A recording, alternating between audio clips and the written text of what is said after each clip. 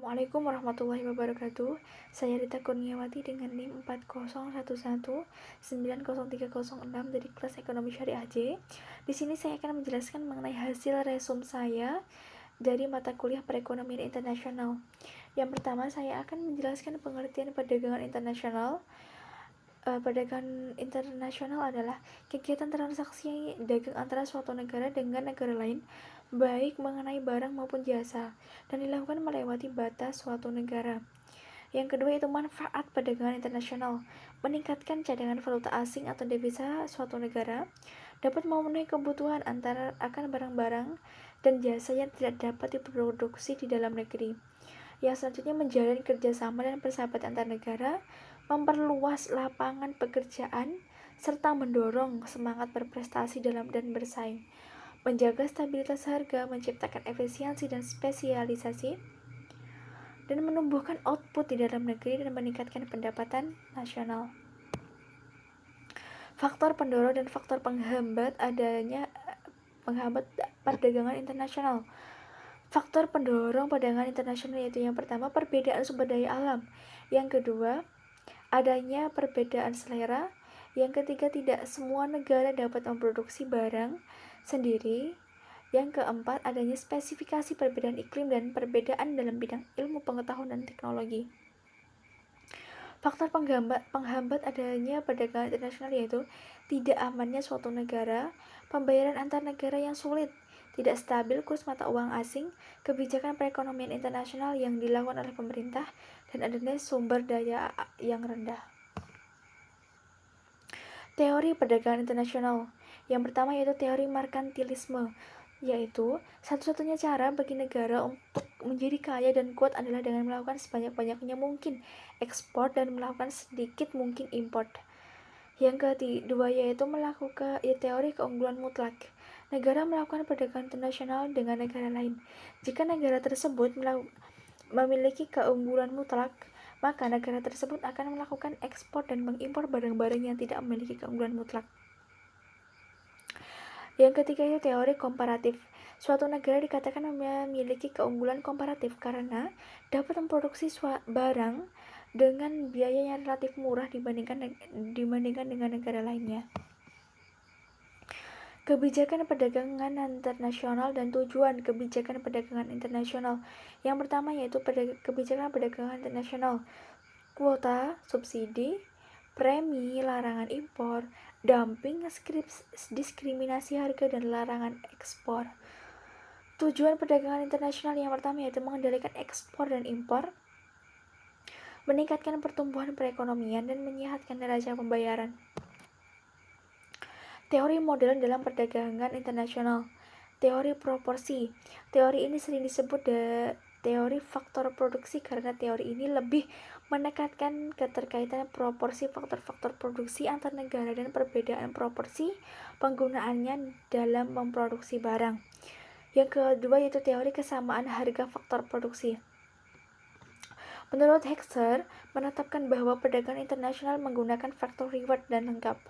Ohlin menetapkan beberapa alasan mengapa kesamaan faktor penuh tidak terjadi dalam praktik dan menyatakan bahwa perdagangan bebas membawa kecenderungan ke arah kesamaan harga faktor. Teori permintaan dan penawaran.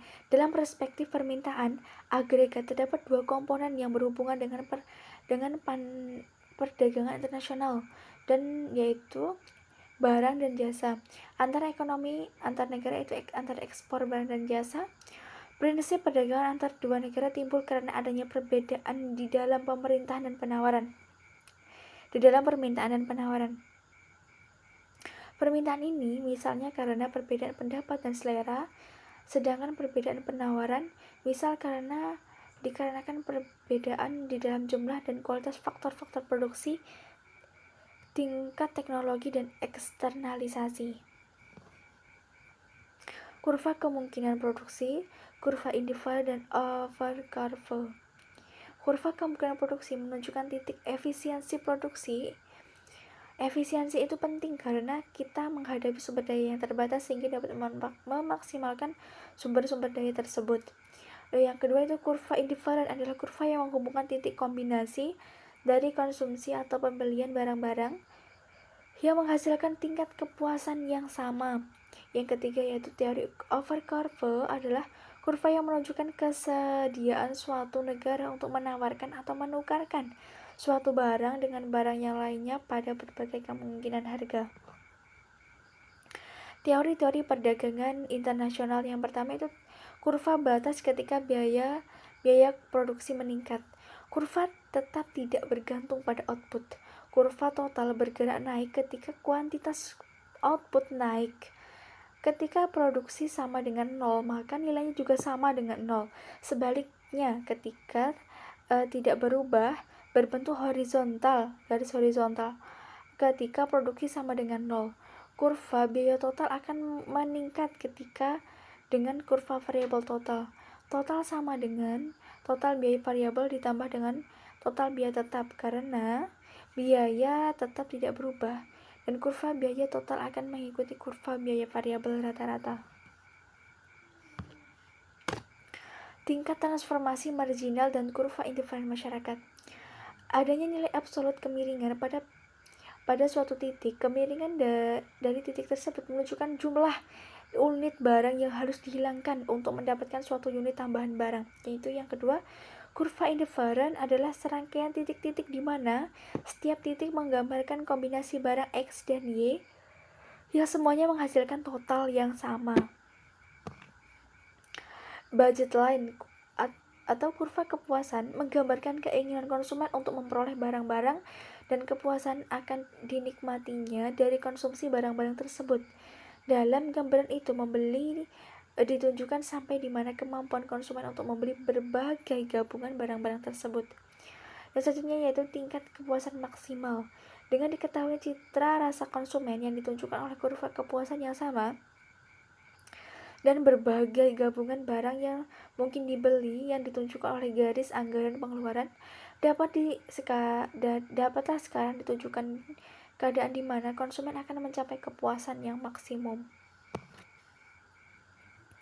Equilibrium pada kondisi isolasi tanpa perdagangan. Tanpa adanya perdagangan internasional, suatu negara akan mencapai equilibrium apabila suatu negara tersebut dapat terjangkau kurva indiferen yang tinggi yang mungkin oleh kurva batas kemungkinan produksi serta kurva indiferennya. Kurva indiferen merupakan kurva yang menjelaskan kombinasi-kombinasi konsumsi atas dua macam komoditi yang masing-masing menghasilkan keputusan dalam tingkat keputusan yang sama bagi masyarakat ataupun suatu negara. Semakin tinggi kurva, maka semakin tinggi pula tingkat kepuasan serta kesejahteraan yang dapat dilambungkan. Kondisi pada kurva tersebut akan tercipta suatu titik di mana kurva indiferen masyarakat akan menjadi tangan dari kualitas batas kemungkinan produksi. Besaran sudut yang persis sama seperti kedua kurva tersebut pada titik tangan menunjukkan posisi harga relatif equilibrium internasional di suatu negara yang bersangkutan dan mencerminkan letak keunggulan komparatif yang selanjutnya akan menjadi landasan bagian dalam melakukan perdagangan internasional. Cukup sekian dari saya penjelasannya. Apabila kurang lebihnya saya mohon maaf yang sebesar-besarnya. Akhirun wassalamualaikum warahmatullahi wabarakatuh.